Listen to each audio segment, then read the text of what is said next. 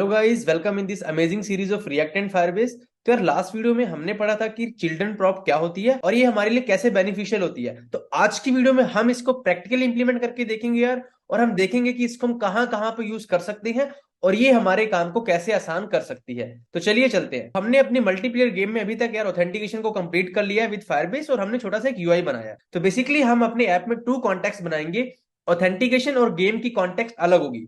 Authentication में authentication के related functions होंगे और गेम कॉन्टेक्स्ट के अंदर वो सारे फंक्शन होंगे यार जो कि गेम से रिलेटेड होंगे। फॉर एग्जांपल बोर्ड को चेंज करना, उसको चेक करना कोई जीता है कि नहीं, अगर कोई जीता है तो गेम को स्टॉप करना, राइट। तो ऐसी सारी एक्टिविटीज यार हम अलग कॉन्टेक्स्ट में करेंगे। तो चलिए हम यहाँ पे एक फाइल बना लेते हैं सोर्स में ही। उसका मैं नाम दूंगा गेम कॉन्टेक्स्ट डॉट जेएसएक्स। तो मुझे इंपोर्ट करना पड़ेगा समथिंग फ्रॉम रिएक्ट, और रिएक्ट से हम इंपोर्ट करेंगे क्रिएट कॉन्टेक्स्ट को। अब मैंने यहाँ पे कॉन्टेक्स्ट बना दी गेम कॉन्टेक्ट, क्रिएट कॉन्टेक्स्ट को कॉल कर दिया और बाय डिफॉल्ट कॉन्टेक्स्ट की वैल्यू हमने दे दी नल, राइट। और ये जो गेम कॉन्टेक्स्ट का वेरिएबल है यार, इसको मैं यहाँ से एक्सपोर्ट कर रहा हूँ, और मैं इसको डिफॉल्ट एक्सपोर्ट नहीं कर रहा, आप इसको ध्यान से देखिए। ठीक है, मैंने इसको यहाँ से एक्सपोर्ट कर दिया। तो पहले हम क्या करते थे यार, ये जो कॉन्टेक्स्ट है जिसके अंदर मैंने कॉन्टेक्स्ट बनाई है, इस वेरिएबल को मैं यहाँ से ऐसे इंपोर्ट करता था। Let's say import game context, और इस पूरी चीज को मैं इस गेम कॉन्टेक्स्ट प्रोवाइडर के अंदर बंद कर देता था। गेम कॉन्टेक्स्ट डॉट प्रोवाइडर, ऐसे यहां पे हम उस चीज को अपने पूरे के पूरे ऐप को इसके अंदर इनक्लोज कर देते थे।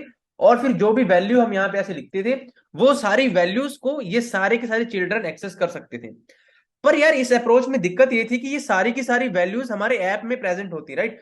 तो ऐप वाली जो फाइल है उसमें बहुत ज्यादा मेस होता, क्योंकि इसी फाइल में ऑथ की और गेम की सारी वैल्यूज होती। तो यार ऑथ कॉन्टेक्स्ट और गेम कॉन्टेक्स्ट को अलग अलग बनाने का मतलब क्या हुआ। तो मैं क्या करूंगा, मैं गेम कॉन्टेक्स्ट के अंदर आऊंगा और यहां पे आके एक मैं कंपोनेंट बना रहा हूं। तो कंपोनेंट क्या होता है, सिंपली एक फंक्शन होता है। तो मैंने लिख दिया गेम कॉन्टेक्स्ट लेट से प्रोवाइडर, मैंने कुछ भी नाम दे दिया, अभी के लिए सिंपल सा मैंने ये नाम दिया है। और ये हमारे पास फंक्शन है, और ये हमें रिटर्न क्या करेगा, अभी के लिए ये मुझे रिटर्न करेगा सिंपल डिव, जिसके अंदर होगा हाई, राइट। और इसके हम स्टाइल को यार थोड़ा सा अलग करने के लिए कलर रख दे देते हैं रेड। चलिए ठीक है। अब इस फंक्शन को मैं यहां से एक्सपोर्ट करूंगा बाय डिफॉल्ट। अब मेरी एक फाइल है, उस फाइल के अंदर दो चीजें हैं, ये मेरा कॉन्टेक्स्ट है और ये मेरा कंपोनेंट है। तो ऐप वाले में आके मैं कंपोनेंट को इंपोर्ट कर रहा हूं, कॉन्टेक्स्ट को नहीं।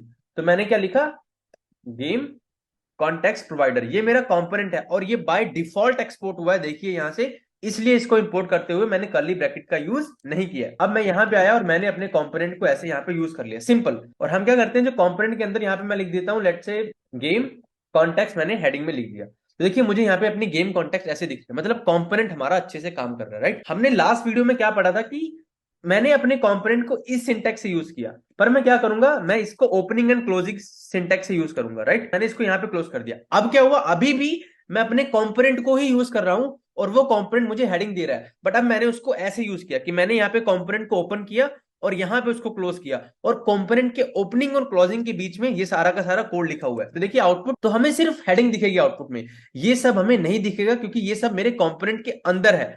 तो अगर आप चाहते हो कि आपको हेडिंग दिखे और साथ में वो सब कुछ भी दिखे जो कि इस कंपोनेंट के अंदर है, तो हमने पढ़ा था कि हमने यहाँ पे चिल्ड्रन प्रॉप ऐसे ली, और जो भी चिल्ड्रन में है उसको भी तुम दिखाओ, उसके बाद तुम हेडिंग दिखाओ, और बाय डिफॉल्ट चिल्ड्रन में ये सब कुछ आएगा हमारे पास। तो देखिए अब अगर मैं इसको सेव करूं तो भी अब आउटपुट हमारे पास सेम है। अब मैंने अपने कंपोनेंट को यहां पे ओपन किया, यहां पे क्लोज किया, उसके बीच में ये सब कुछ मैंने लिखा है। तो ये सारा का सारा जो डिव है, ये इस कंपोनेंट को एज ए चिल्ड्रन पास हो जाएगा, राइट। और ये कंपोनेंट क्या रिटर्न कर रहा है, जो भी चिल्ड्रन है वो, और साथ में एक हेडिंग। तो मतलब ये सब कुछ और इसके नीचे डिव के नीचे वो ये वाली हेडिंग लगा के हमें दे रहा है, और देखिए यही तो हमें आउटपुट में मिल रहा है, राइट। पर मुझे इस हेडिंग से कोई लेना देना नहीं है, मैं चाहता हूं कि जो मेरा कंपोनेंट है वो मुझे ये रिटर्न करे, game context dot provider.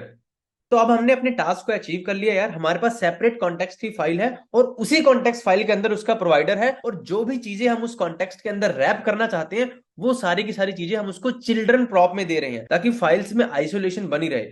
Auth context की अपनी अलग फाइल्स है, अपने अलग फंक्शंस है, गेम कॉन्टेक्स्ट की अपनी अलग फाइल्स है, अपने अलग फंक्शंस है, राइट। तो अब मैं क्या करूंगा, मैं ऑथ कॉन्टेक्स्ट में जाऊंगा यार, और ऑथ कॉन्टेक्स्ट में ये चीज मेरी गेम से रिलेटेड है, तो मैं इसको यहां से हटा के अपनी गेम कॉन्टेक्स्ट में डाल दूंगा। चलिए ठीक है। और इसको हम एक डिव में इनक्लोज कर लेते हैं यार, ताकि हमको थोड़ी सी चीजें अच्छी दिखें। और ऑथ कॉन्टेक्स्ट के अंदर अब हमारे पास गेम स्टेट नाम की कोई वैल्यू नहीं है, और ये वैल्यू मेरी गेम कॉन्टेक्स्ट के अंदर है। तो चलिए ठीक है, मैंने इसके प्रोवाइडर से इसको हटा दिया।